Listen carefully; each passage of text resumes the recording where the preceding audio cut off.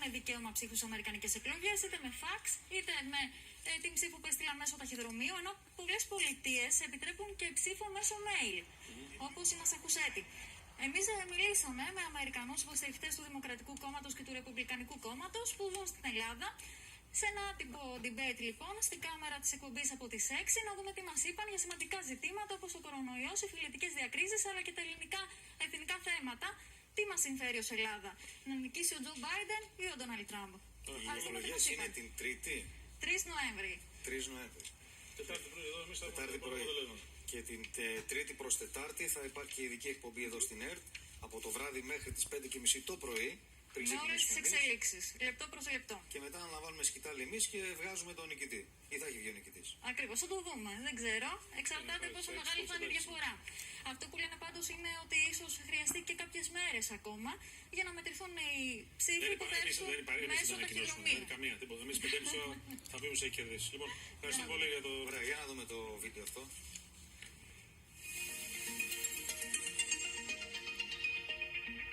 Οι Ηνωμένες Πολιτείες μετρούν πάνω από 200.000 νεκρούς. Ο Ντόναλντ Τραμπ φαίνεται ότι υποβάθμισε την πανδημία στα πρώτα της στάδια. Τι διαφορετικό θα είχε κάνει ο Τζο Μπάιντεν αν ήταν εκείνος πρόεδρος των Ηνωμένων Πολιτειών?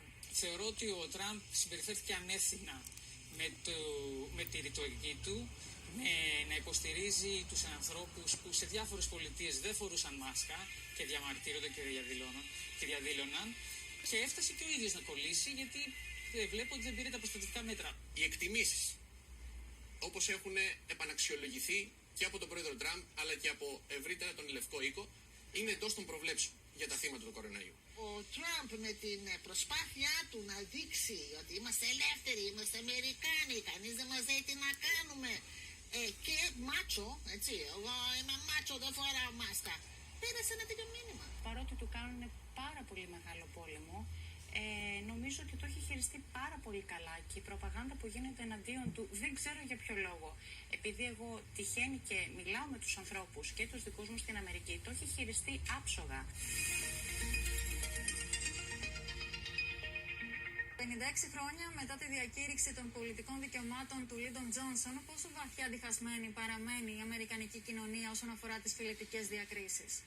Πάντα υπήρχαν χάσματα μέσα στην αμερικανική πολιτική ζωή, αλλά στο παρελθόν είχαμε πίστη στο κράτος δικαίου. Ο Τραμπ υπονομεύει αυτό το κράτος δικαίου και αυτό είναι το χειρότερο πράγμα που έχει κάνει. Οι διαδηλώσεις αυτές πράγματι οργανώθηκαν από το κίνημα Αντίφα, από το κίνημα BLM, που κατ' ομολογία τους είναι εκπαιδευμένοι μαρξιστές, το λένε, υπάρχει παντού, και σκοπό είχαν μόνον να αποσταθεροποιήσουν την Αμερική. Υπάρχει μια ελληνική παροιμία που λέει από το κεφάλι βρωμάει το ψάρι.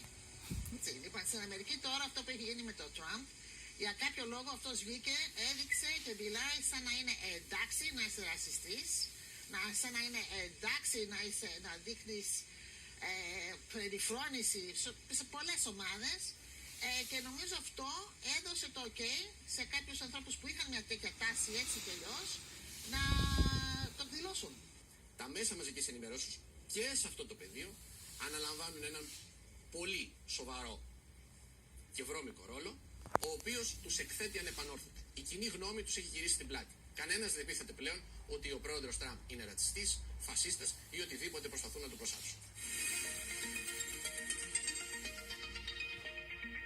Τι θα σημαίνει η εκλογή του Τζο Μπάιντεν για τα εθνικά ζητήματα της Ελλάδας? Υπάρχουν πολλά παραδείγματα που ήταν κοντά και στην ελληνική κοινότητα και στους Αρμένιους, και θέματα της Κύπρου στο παρελθόν.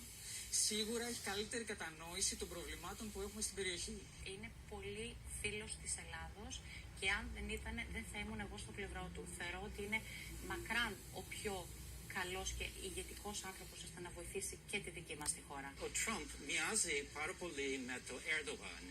Θεωρεί το κόσμο σαν οικογενειακή επιχείρηση, λίγο μαφιόζικη, και γι' αυτό το λόγο πιστεύει ότι μπορεί να κάνει business με το Ερντογάν. Αυτό που πρέπει να θέλουν οι Έλληνες είναι διεθνές σύστημα βασισμένο διεθνές δίκαιο. Και αυτό είναι κάτι που ο Biden θα κάνει. Εμείς οι Έλληνες ψηφίζουμε δαγκωτό Τραμπ και στην Ελλάδα και στην Αμερική. Ο Ντόναλντ Τραμπ, ο οποίος σκέφτεται το καλό της Αμερικής αλλά και το καλό της Ελλάδας, προχωράει με έργα. Πρότεινε στην Ελλάδα μια εξαιρετική αμυντική συμφωνία, έναν ενιαίο αμυντικό χώρο, τον οποίο η Αμερική θα εγγυηθεί έναντι παντός τρίτου. Ωραία. Λοιπόν, έλα, σήκω, έχουμε γούρια. Γούρια